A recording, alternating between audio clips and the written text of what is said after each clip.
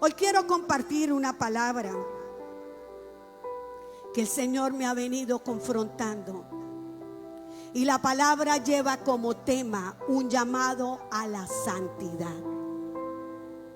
En medio del tercer pico de esta pandemia, en medio del contagio y la mortandad, en medio de la reforma tributaria que ha levantado vandalismos, protestas en diferentes lugares a nivel nacional.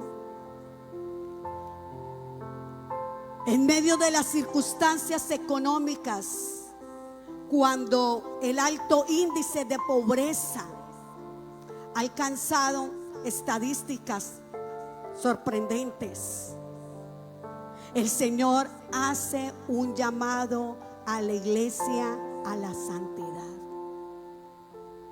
Nuestra fe está siendo probada al límite. Y no podemos vender nuestras convicciones ni empeñar nuestra fe por un plato de lentejas. El Señor viene a buscar una iglesia limpia, santa, sin arruga y sin mancha. Y quiero que abramos la palabra de Dios en el libro de Hebreos capítulo 12, versículo 14.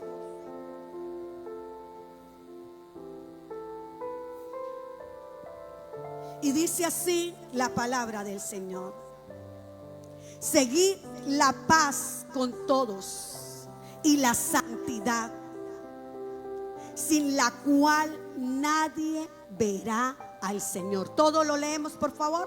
Seguid la paz con todos y la santidad, sin la cual nadie verá al Señor. Necesitamos estar en paz con los hombres, necesitamos estar en paz con Dios y necesitamos buscar la santidad para ver cara a cara a nuestro Señor. Primera de Pedro, capítulo 1, versículo 15, versículo 16. Primer libro de Pedro, capítulo 1, versículo 15 y 16. Y yo lo quiero leer en esta versión y dice así, aquí, creo que está la Reina Valera, y dice en la versión viviente: como aquel que nos llamó es santo, sé también santos en toda vuestra manera de vivir, porque escrito está: sé santos porque yo soy santo.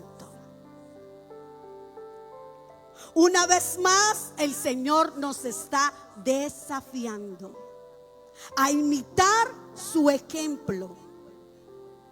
Así como los hijos imitan las costumbres, los buenos modales o las cosas negativas de sus progenitores, nosotros como hijos de Dios necesitamos imitar el ejemplo de nuestro Dios en nuestra manera de vivir. Y vamos a partir de una verdad espiritual. Dios es santo en todo su ser. Su atributo sobresaliente y su cualidad determinante es que Él es santo en esencia. Y el deseo más profundo de Dios es que la iglesia de Jesucristo viva en santidad y sea santa como Él es santo. La santidad no tiene nada que ver con conocimiento, con capacidades, con dones, con talentos, con carisma. No, la santidad es un asunto espiritual y moral que determina un hijo de Dios basar su vida en una conducta diaria, intachable, y vivir de una manera que agrade a Dios en todos los sentidos. ¿Qué es la santidad? En el idioma hebreo y en el idioma griego, santidad la componen tres términos y significa separado, apartado y consagrado. ¿Qué significa? Separado, apartado y consagrado. Y quiero traer una explicación para tocar estos tres términos que definen el concepto de santidad. Y el primer término es separado. Hagamos de cuenta, le voy a pedir el favor aquí a esta hermosa niña que me colabore.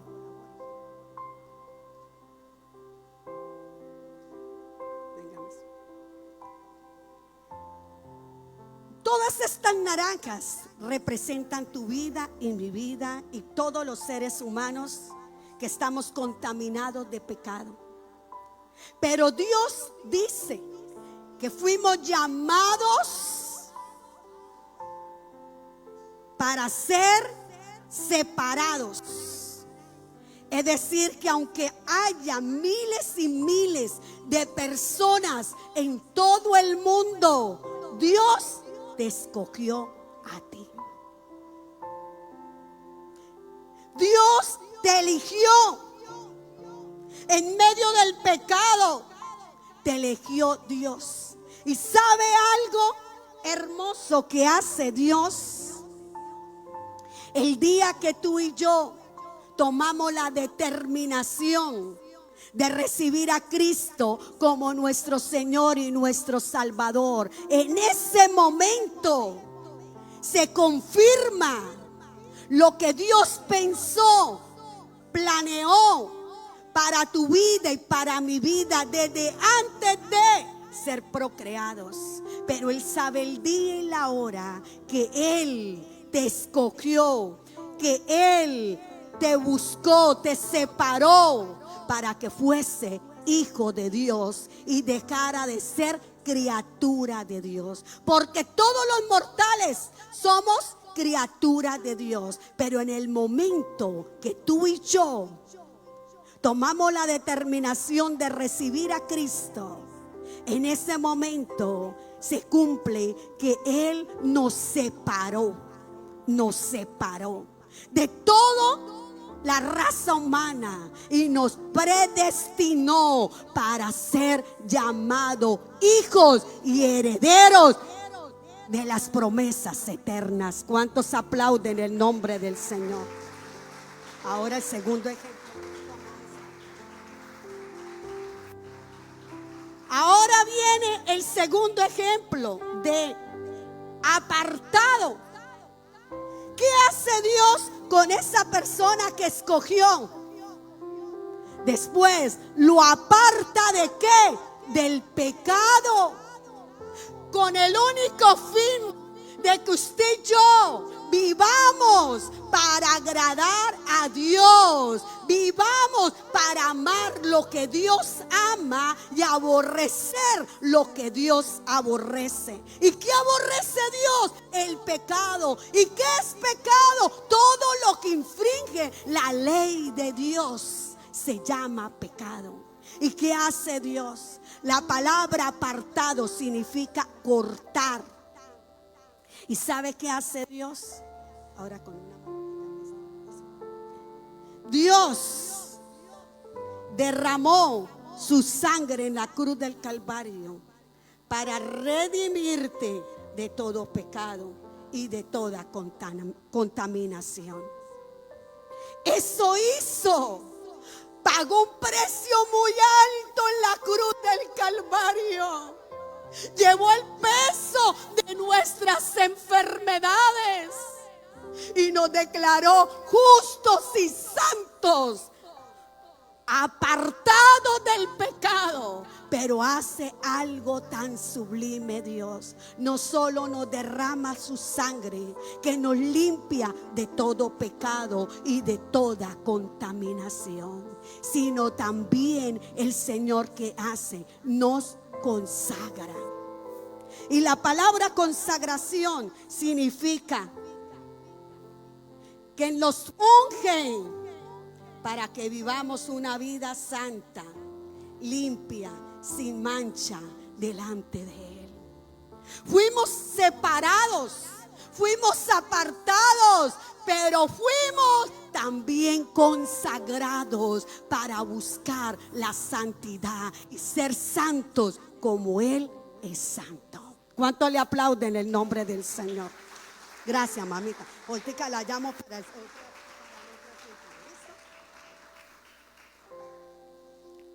Y necesitamos entender algo. Cuando el Señor hace cortes en nuestra vida, es porque quiere separar lo impuro de lo limpio, lo santo de lo profano, la mentira de la verdad. Y Él hace cosas en nuestra vida porque Él comienza a trabajar de adentro hacia afuera. Y quiero mostrarle dos verdades bíblicas.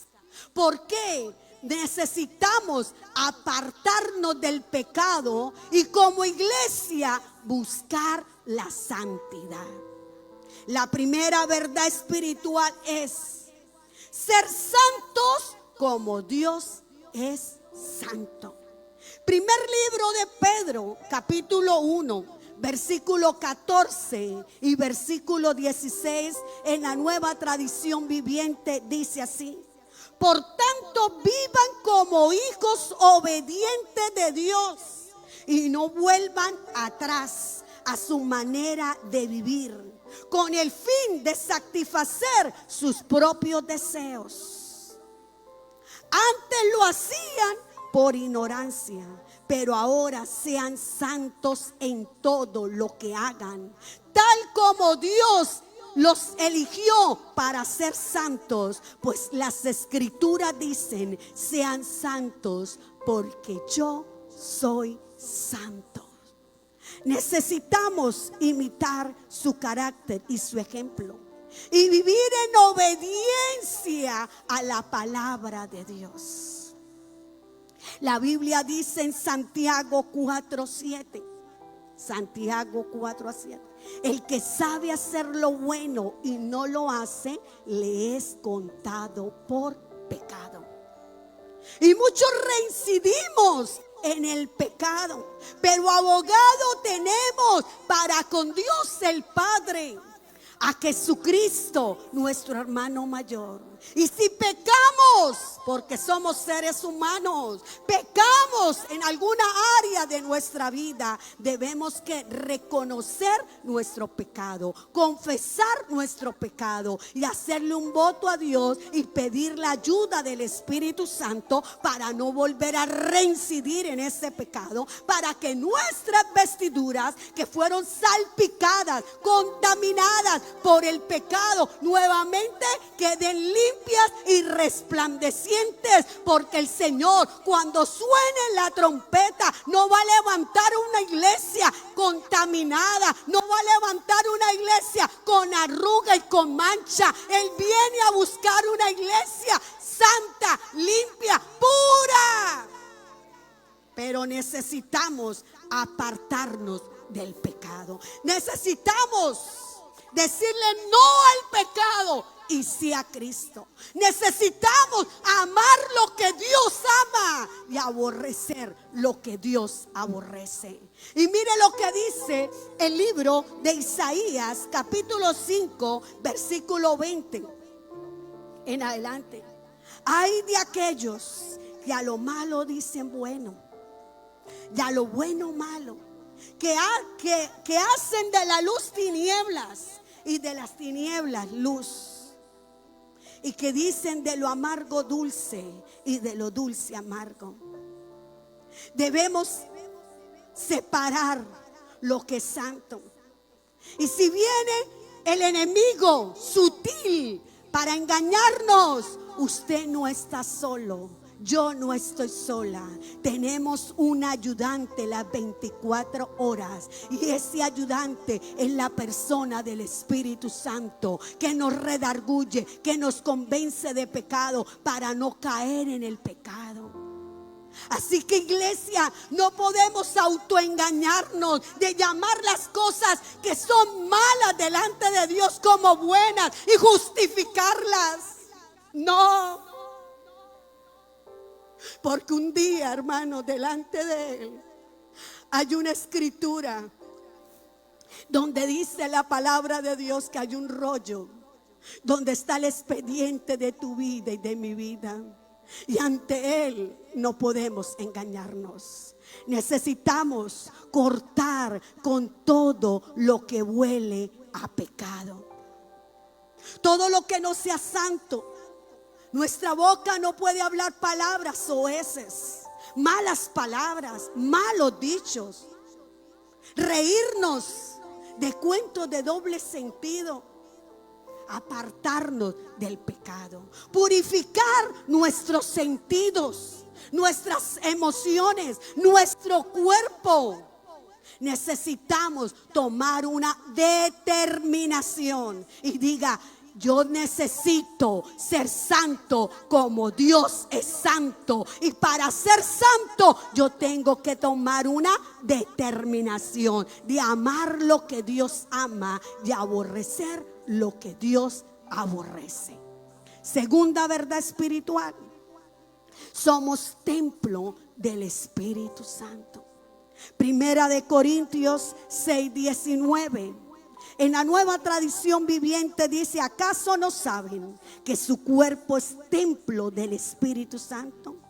¿Quién está en ustedes y al que han recibido de parte de Dios? Ustedes no son propios de sus propios, ustedes no son sus propios dueños de tu cuerpo. Y dice el versículo 18: el que comete inmoralidad sexual peca contra su propio cuerpo. Y dice: huid de la lujuria. Y el 20: porque habéis sido comprados por un precio tan alto para glorificar a Dios en nuestro cuerpo, en nuestro espíritu y en nuestra alma, las cuales son de Dios. Este cuerpo mortal, dentro de este cuerpo habita la presencia del Espíritu Santo. Y la Biblia dice que este cuerpo es templo del Espíritu Santo. Y necesitamos santificarlo. ¿Cuánta contaminación hay con nuestros ojos? ¿Qué cosas miramos cuando nadie está alrededor nuestro? ¿Qué monólogo interno tenemos cuando nadie nos oye y pensamos y maquinamos contra alguien? Todas esas cosas son abominables delante de Dios. ¿Qué decir de la lujuria? ¿Cuántos hombres por las redes sociales tienen una doble moral? Ante la esposa aparentan ser íntegros, pero detrás de su esposa se le olvida que están los ojos de Dios. Y los ojos de Dios recorren la tierra. Y el Señor sabe todo lo que usted hace, y todo lo oculto sale a la luz. ¿Y cuántos hombres ahí miran cosas que no deben mirar? Deleitan sus ojos con la pornografía virtual. Y el Señor está llamando a la iglesia, porque vienen tiempos difíciles. Y el Señor quiere que su iglesia esté santa, pura, limpia y sin mancha. Cuando el hombre determina santificarse a sí mismo, se separa el pecado y separa lo que es impuro. Antes de tomar una decisión, antes de comprometerse, pregúntele a la persona del Espíritu Santo: ¿esto estará de acuerdo? ¿Usted quiere que yo trabaje en esto? ¿Usted quiere que yo haga esto? ¿Usted quiere que yo me comprometa con esto? A la luz de la palabra de Dios, porque Él nos dejó este manual. Y en este manual es la conducta del cristiano, y todo tenemos que verlo a la luz de la palabra del Señor. Dice la palabra de Dios en Efesios 4:22 al 24: debemos despojarnos del viejo hombre, revestidos del nuevo hombre. Esto implica dejar malas palabras, implica ser iracundos, implica malos hábitos, implica malas expresiones, implica mala conducta. Debemos apartarnos del pecado y consagrarnos para Dios. Pero eso se basa cuando yo determino en mi corazón vivir para agradar a Dios. Cuesta y cuesta mucho. Con Dios o es todo o no es nada. Con Dios hay que darlo todo. La santidad es vivir lejos del pecado, porque Dios aborrece, diga, Dios aborrece el pecado. Y Él quiere que tú y yo hagamos un giro de 180 grados que se llama arrepentimiento. Sentir un dolor profundo por haber ofendido a Dios y tomar la determinación de apartarme del pecado y buscar la santidad. ¿Sabe que cuando hay arrepentimiento genuino, hay frutos apacibles que son la evidencia de un arrepentimiento? Por eso, hermanos, debemos cuidar lo que tanto le costó a nuestro Dios a través de su Hijo Jesús en la cruz del Calvario. ¿Y sabe algo? Algunos confundimos la santidad con la religiosidad. Son dos cosas muy distintas. Y vamos a ver diferencias entre la religiosidad y la santidad. En el libro del Evangelio de Lucas, capítulo 11, versículo 37 y 38, en la Nueva Traducción Viviente dice: mientras Jesús hablaba, uno de sus discípulos, uno de sus fariseos, lo invitó a comer a su mesa. Jesús fue y se sentó a su mesa, y su anfitrión se sorprendió de que se sentara a la mesa sin antes realizar la ceremonia de lavarse las manos, como exigía las costumbres judías. En el Antiguo Testamento habían 613 leyes.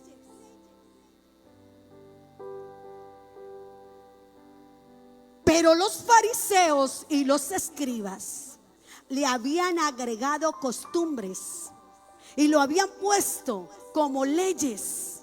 Y una de esas era lavarse las manos antes de comer. Y como Jesús conocía el corazón de los fariseos y de los escribas, Jesús no se lavó las manos, lo juzgaron, lo señalaron. Pero me encanta lo que le dice Jesús: usted miran lo de afuera, pero no miran lo de adentro, porque por dentro están sucios, inmundos.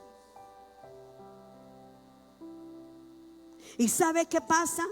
Muchos cristianos no avanzamos en la espiritualidad buscando la santidad. ¿Por qué? Porque nos fijamos en las cosas de afuera. Y Jesús le dijo: arreglen los que están por dentro y no lo que está por fuera. Porque cuando usted arregla lo que está dentro, santifica su corazón delante de Dios, el mismo Espíritu Santo te va a encargar de quitar lo que no sirve, lo que está por fuera. Pero muchas veces nos fijamos en las cosas que están afuera. La religiosidad mata a la santidad, pero tenemos que mirar lo interior y no lo exterior. Dos diferencias de santidad y de religiosidad es que la santidad radica en el corazón de un creyente. La religiosidad radica en lo externo. Y voy a poner algunos ejemplos de un religioso. El religioso juzga lo de afuera. Es decir, si el religioso come carnes rojas y ve que alguien no come carne roja, lo condena, lo juzga, lo señala por eso. Otro ejemplo, la forma quizás de colores, como el color negro. No es que vestirse de negro, eso es de diablo. Y muchas veces condenamos a las personas por eso. Y tenemos que tener cuidado, hermanos, cuidado. Una de las diferencias es que la santidad se aferra a los principios divinos, mientras que la religiosidad se aferra a las preferencias y las convierten en leyes espirituales. Cuando hablamos de preferencia, nos referimos a cosas cotidianas. Quizás cuando la persona tenía problemas de alcohol, es mejor que no tome una botella de vino, ni una copa de vino. ¿Por qué? Porque es una puerta que usted está abriendo y que Satanás tiene un derecho legal ahí sobre su vida. Entonces, cuando hay una celebración, quizás usted quiere hacer un brindis con un vino que no tiene alcohol, pero otros lo ven y lo juzgan. Y la Biblia dice, si eso es de ocasión de ofender, no lo haga, para que el alma de esa persona no se condene. Entonces debemos tener mucho cuidado con estas cosas. Cuando llegamos todos a los pies de Cristo Jesús, todos somos pecadores. La Biblia dice en Romanos 5:8, mas Dios muestra su amor para con nosotros, que siendo pecadores, ¿qué pasa? Cristo murió por nosotros. Y si Él lo hizo, yo debo depositar mi fe en Cristo Jesús, porque Jesús es el que justifica, el que perdona y el que limpia nuestros pecados. ¿Cuántos lo creen? Y ¿sabe algo? La santidad se adquiere a través de un proceso de santificación. Y mire lo que predice 1 Tesalonicenses 4:7-8. Pues no nos ha llamado Dios a inmundicia, sino a santificación. Así que el que desecha esto, no desecha a los hombres, sino a Dios, quien también nos dio su Espíritu Santo. Y quiero rápidamente enfocar. Cuando usted separa lo santo de lo profano y quiere más lo profano, usted está desechando a Dios en sus acciones. Y ahí tenemos que, como iglesia, hacer un alto en nuestro camino. ¿Por qué? Porque la Biblia tiene y nos pone a escoger a usted y a mí lo bueno, lo malo, lo santo, lo profano, la bendición o la maldición. Tú y yo determinamos. Y si determinamos obedecer, cumplir su palabra, beneficios tendremos en esta tierra y en el reino de los cielos. Pero si nosotros determinamos apartarnos de la santidad y amar lo que Dios no aprueba, que es el pecado, ahí ¿qué pasa? Habrán consecuencias que tenemos que vivirla y pedirle a Dios misericordia para cada uno de nosotros. Y quiero mostrarles 5 beneficios que hay rápidamente cuando usted y yo determinamos pasar el proceso de la santificación, porque la Biblia dice que sin santidad nadie verá al Señor. Y el primer beneficio es que el Espíritu Santo nos advierte del peligro. Es como una alarma interior que tenemos, que nos dicen, ay, eso no se hace. Pero muchos ignoramos la señal de advertencia que dice Juan 16:8. Y cuando venga el Espíritu Santo, Él nos convencerá al mundo de pecado, de justicia y de juicio. ¿Quién es? ¿Quién es la persona que hace eso? El Espíritu Santo. El Espíritu Santo, cuando usted y yo determinamos vivir una vida en santidad, ¿sabe qué hace? Nos marca la diferencia entre la verdad y entre la mentira espiritual. ¿Por qué? Porque la Biblia dice en Juan 16:13 que cuando venga el Espíritu Santo, Él nos guiará a toda verdad. Y Él no hablará por su propia cuenta, sino que hablará lo que Él ha oído del Padre y nos lo hará saber a nosotros. Por eso debemos tener mucho cuidado con las mentiras de Satanás, porque Él anda como león rugiente buscando a quien devorar. Tercera, Despierta en nosotros un apetito, una rectitud. Despierta en nosotros la rectitud y separa de nosotros lo inmoral, todo lo que huele a pecado. Romanos 12:2 dice: imiten las conductas, no las costumbres de este mundo. Aléjense, que Dios transforme sus vidas en nuevas personas, para que conozcan la voluntad de Dios, que es buena, agradable y es perfecta. Así que, iglesia, debemos amar lo que Dios ama. El cuarto punto de lo que hace el Espíritu Santo es que el Espíritu Santo coloca personas alrededor de nosotros. Y cuando llega la tentación o la debilidad o la prueba, hay personas que te dicen: no haga eso, eso no está bien. Mire que eso le puede traer consecuencias. Tenga mucho cuidado. Yo recuerdo hace unos meses atrás, Dios me dio la oportunidad de hablar con un hombre que trabajaba en el expendio de drogas, y drogas por mulas.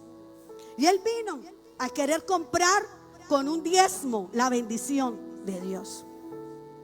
Y cuando yo me sentí a hablar con él, yo le dije: mire, yo creo que usted está como la propaganda de la vivienda en el lugar equivocado, porque Dios no aprueba esas cosas. Dios sabe que quiere tu corazón, que tú te arrepientas y te apartes de lo que usted está haciendo.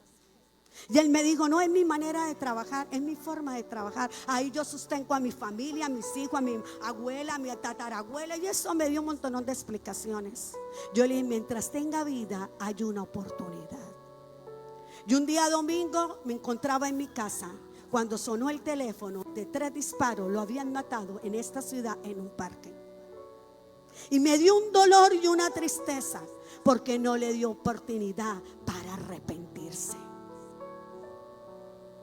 Y quinto y último, para terminar, el Espíritu Santo nos hace más pacientes con aquellos que cometen pecado.